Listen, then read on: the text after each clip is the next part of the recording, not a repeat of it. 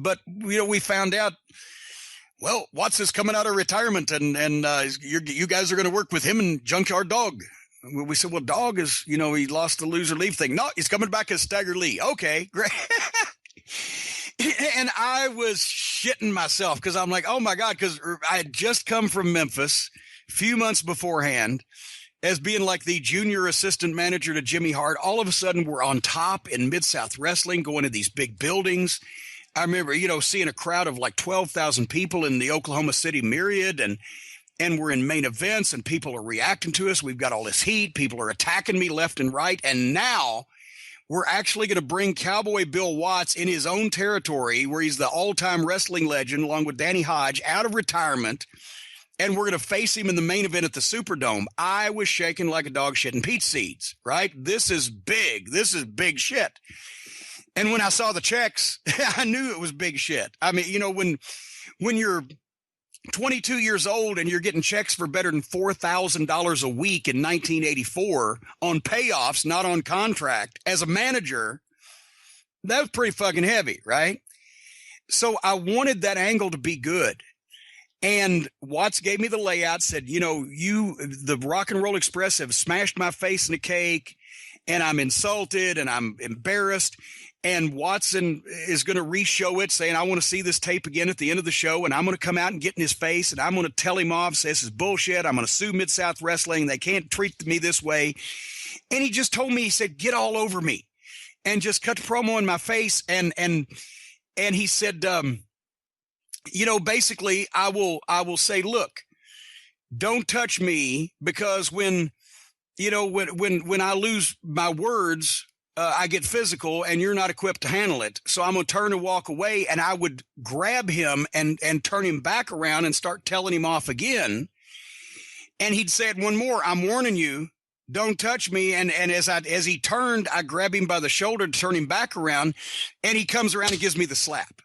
Now, if you go back and watch the tape, you can see that I had so much stuff. I was airing him out. I was tired. And that's the thing. I threw Joel, his son, in. Your little pimply-faced son, Joel's going to be swabbing out toilets and, with the Adam's apple going up and down or whatever. I had so much material that he tried to cut me off at one point because he thought we were going long on TV, and I was so cranked up. I said, don't interrupt me. You got a mouthful of memories. Your brittle old bones can't back them up anymore. And he almost shut up for a second, like he was startled that I would tell him on his own TV show, don't fucking interrupt me, right? Well, I'm on a roll here, Bill. But when he came with that slap, he told me, he said, I'm going to come with it. I said, obviously, and I figured, as I stuck my chin out there, I just closed my eyes and I said, this is really going to hurt, and it may break my fucking neck, but at least a lot of people will see it, right? And when he hit me, I was already going with it, and you see me cut to kind of sideways flip, and my feet went up over my head, and I landed sideways upside down on the against the ring and the concrete floor, because everybody knows Bill Watts didn't like pads. And, then stagger and crawl all the way, to the locker room.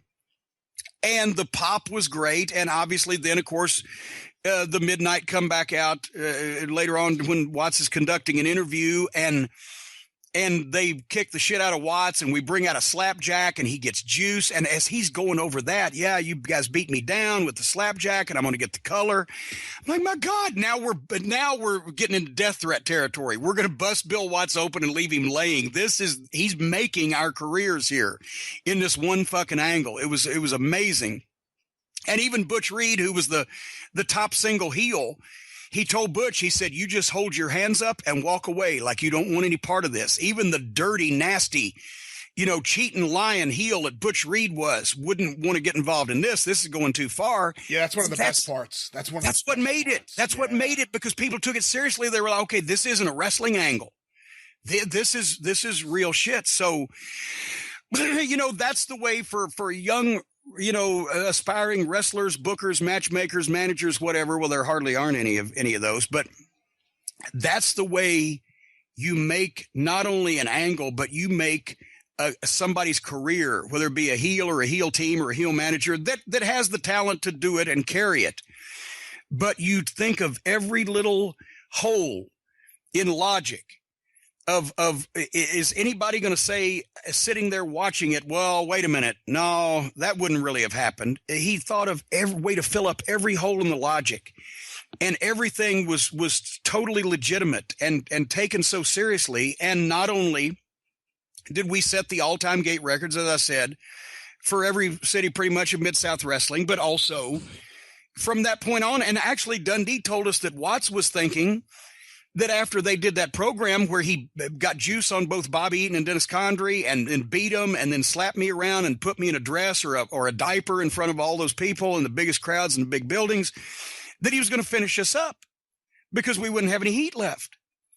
But Dundee intervened there, at least that's what Bill said, because he knew that the Rock and Roll Express was right there waiting for us. And once they saw the matches, and by my nature, beating me up and embarrassing me like that actually put more heat on me, because then everybody that had seen me in the dress or seen me in the diaper, when we go back to the buildings, they could hoot at me. Yeah, Watts got you. Watts did this and that. And then we would fuck Ricky Morton and they would be ballistic. And we had more riots and more heat after Watts had finished beating us all at every town in the territory than we did beforehand. It was done so well. And then we set more records with the Rock and Roll Express. Never as big as the last Stampede, but since there were more matches and it was a longer program, we drew more money with them and we had with Watts after he decimated us. So it was a masterful thing. But if I have to thank Ed Francis, then thank you, gentlemen, Ed Francis, for giving Bill Watts that inspiration, because we wouldn't be sitting here talking now if it hadn't been for that deal. That thing is so good, and I'm such a mark for 1984 Mid-South. But like you said, the Butch Reed thing's great because it's not just that he walks away. You know, Bill Watts plays a music video of Rapper's Delight to Butch Reed, and then he's interviewing him, and then you guys attack him and bloody him up. But he slowly walks away, and he turns around to look. It's almost as if these guys are doing something wrong. I know it's wrong. I probably should save this guy, but I'm not going to.